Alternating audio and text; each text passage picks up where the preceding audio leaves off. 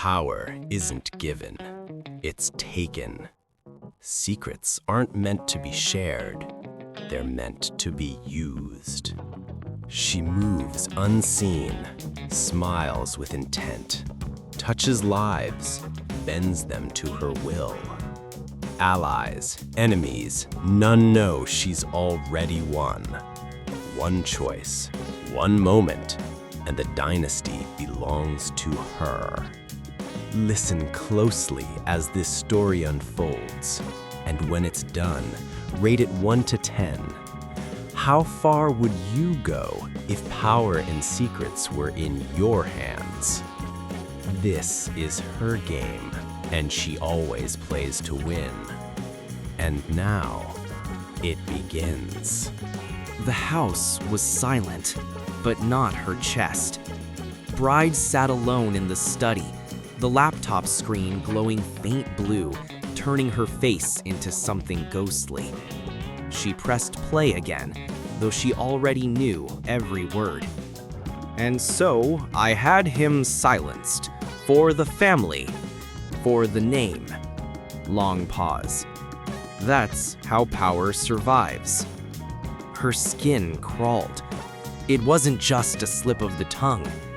It was proof, cold, undeniable proof of murder.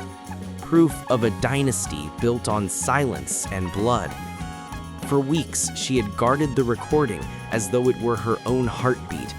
A weapon, a shield, a way out of the cage they'd locked her inside. The phone buzzed against the desk. She almost ignored it. Then, she saw the message. We own the truth now. Dance or fall. Her mouth went dry. She hadn't shared the file, not with anyone, not even with herself really.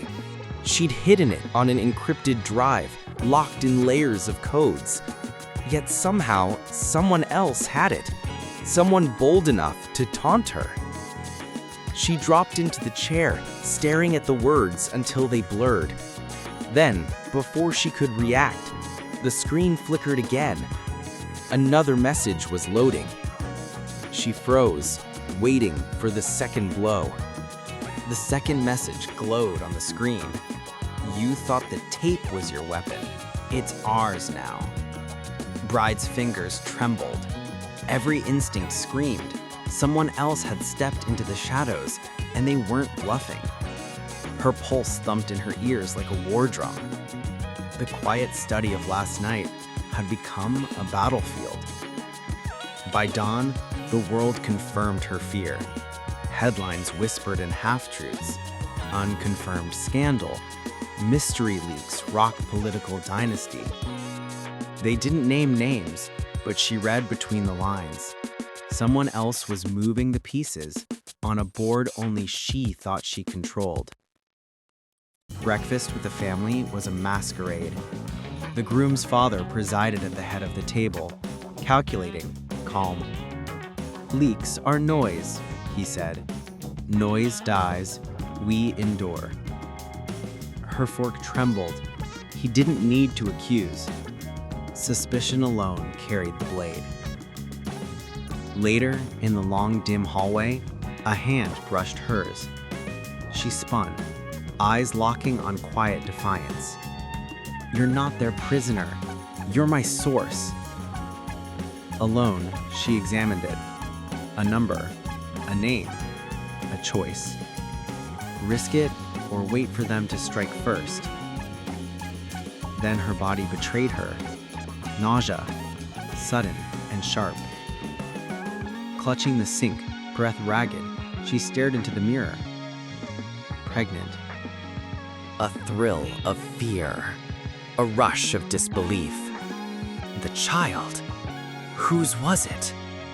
And how much would this revelation tip the scales in a family built on control and secrets? From the shadows came a presence. The groom's mother. Older. Sharper. Watching. A mother always notices. Protect the heir. Bride's heart stuttered. She hadn't spoken a word, and yet the game had already shifted. Outside, the city stirred. Headlines would keep falling. Secrets would keep whispering. But inside this house, the real war was just beginning. Somewhere, far from the room, a new player watched. The tape, the pregnancy, Bride's every move, waiting for her next mistake. Rain rattled against the limousine, blurring city lights into streaks of gold and white. Bride sat upright, her smile flawless, eyes scanning passing reflections. The world saw a poised, perfect First Lady candidate. Inside, her mind raced, calculating every move, every glance, every word. At campaign headquarters, chaos reigned. Phones rang, assistants whispered, staff moved like soldiers. The groom greeted reporters with practiced charm, but she saw it. The tight line of his jaw, the twitch in his fingers. Paranoia, fear.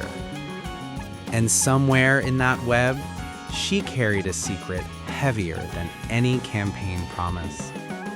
A child, a life only she knew, a weapon. Groom's mother's words lingered. Protect the dynasty's heir. Not guidance, a mandate. Every smile, every step, every glance could tip the balance. One mistake, and the empire and her life could unravel. The doctor's office, cold, silent. She held the envelope, fingers tightening around it. A moment alone, the doctor stepped out. Just enough time for something to happen. And then it did. The envelope was gone. Her heart slammed. She spun, scanning the empty room. No one. Just the hum of machines, mocking her in their quiet. Someone knew.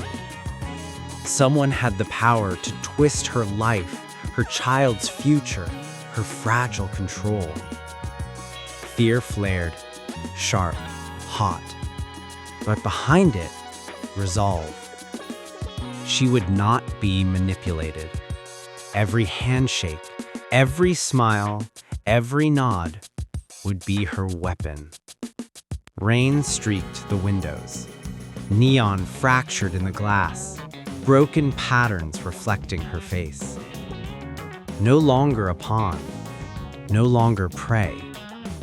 She was a player now, precise, calculating, dangerous. The envelope would resurface, but when it did, the truth might already belong to someone else, and the leverage would be gone. The envelope hadn't returned.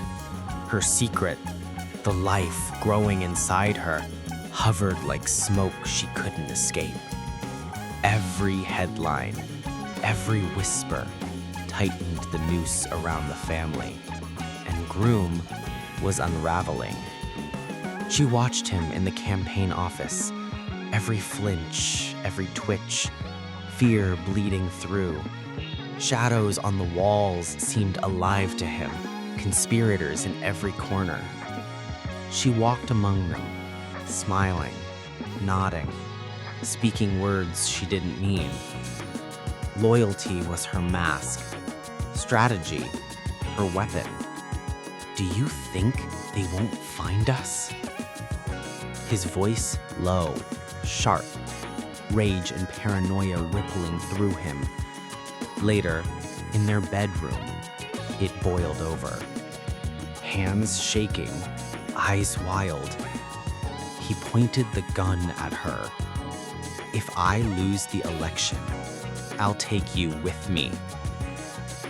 Her heart raced, but her mind was ice. Every contingency, every escape, every counter already forming. She met his gaze. "You won't. Not me. Not now." The gun wavered. Fear, desperation, anger, all tangled in the air. She realized then, power could crumble an empire, but fear could be twisted into a weapon. And she intended to wield it. Outside, the city wept, neon bleeding across wet streets. Inside, the real battle had begun. Groom's volatility gave her an opening. The empire was weakening, and she was ready to strike. The campaign stage was crowded, lights glaring, cameras flashing, a battlefield dressed as celebration. Bride moved through it with a calm smile, every gesture, every nod rehearsed. But inside, her mind raced. Groom's paranoia was a weapon she could turn. Every whisper, every slip, every misstep he made, she recorded, cataloged, waiting for the moment to strike. She wasn't just surviving, she was orchestrating. Allies who had been quiet, invisible, stepped forward in secret, feeding her information, covering her tracks. She watched Groom crumble, small errors unraveling the empire he thought solid, but nothing went unnoticed. Groom's father, ever vigilant, sensed the shift. He traced the threads, straight to her. One knock, one firm push, and she was trapped. Doors closed behind her. Lock clicked like a verdict. Her world narrowed to the sterile, dimly lit room she now occupied. Fear should have crushed her. It didn't. Pulse lowered, thoughts sharp as knives. Every second counted. Every move calculated. Allies on the outside could strike, but she had to hold firm, play the long game, and prepare her final card. She moved to the small table in the corner. Papers, devices, contacts, a map of destruction and revenge. She touched each carefully, knowing one wrong action could end it all. The dynasty she had infiltrated, manipulated, now controlled through shadows, was about to collapse. Groom's father's voice echoed outside, sharp, certain. He thought he had the advantage, but he didn't. Power was never just about control. It was patience, strategy, the right strike at the right moment. Bride exhaled. Fingers hovered over the device that could broadcast everything, expose decades of corruption. One press, and the empire would burn. But survival was uncertain. She was ready. The final card lay in her hand. One move could destroy them all, or destroy her. Election day broke like thunder. Streets pulsed with chants. Cameras prowled every corner. Banners turned cities into battlefields. The groom walked through it all like a man already crowned, smiling for the crowd, but his eyes twitched with nerves. Beside him, Bride wore the calm mask of loyalty. Every step, a countdown. By nightfall, the results came. Victory. Fireworks split the sky. The groom raised his fist high, shouting promises of a new era. The dynasty roared back to life, triumphant, untouchable. Cameras painted them in gold.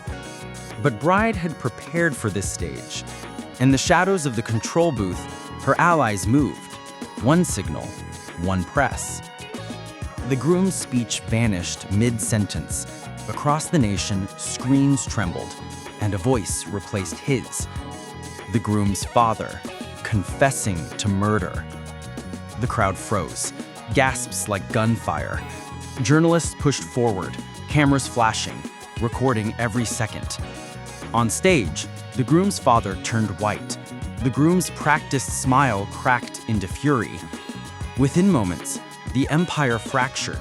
Supporters faltered, rivals surged, power leaked away like blood. And Bride? She didn't flee. She stepped forward. Her face, the only steady mask in the chaos. She hadn't destroyed the dynasty. She had replaced it. That night, she entered the family's great hall.